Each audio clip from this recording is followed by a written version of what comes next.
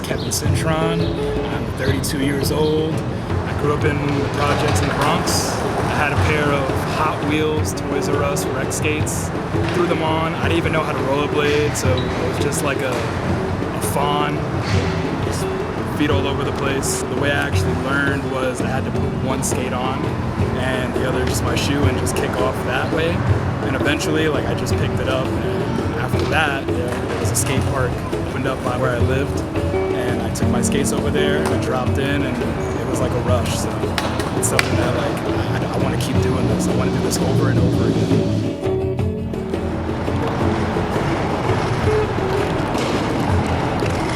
The pressure or feeling judged, a little bit getting into it, skating around a lot more professional type skaters, people who had a lot more experience than I do.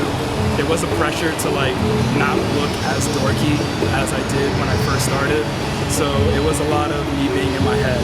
And once I got out of that headspace, it allowed me to focus more on just having fun and learning. I met a bunch of dudes, one of them being Nelson. He's one of my very first skater friends. He was also rollerblading at the time there. He had a pair of progressive skates, which were different from the recreational ones that I've had. And he told me how to get a pair, where I can buy them. And from there, we just had even more people just come to the skate park.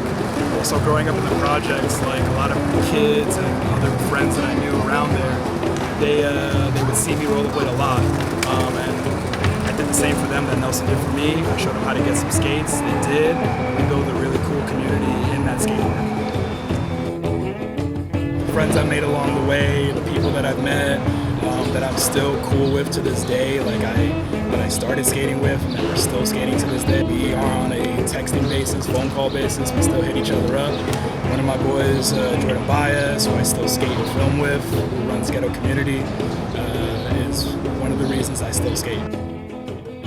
I would say skateboarding has a bigger popularity base than rollerbladers would.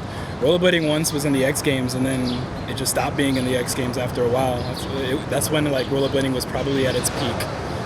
Now, we still do competitive contests in rollerblading. The reputation part in rollerblading is definitely a bigger aspect in the comparison to both.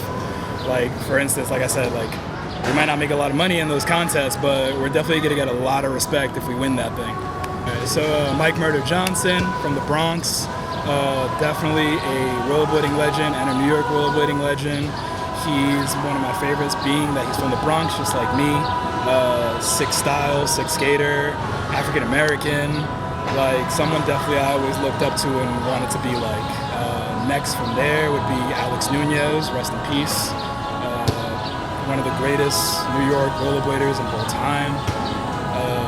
Then there's, Ramel Knight, John Steffens, Calvin Styles, Alex Nunez, a lot of people that I've got the honor to skate with, know, and definitely looked up to those guys a lot.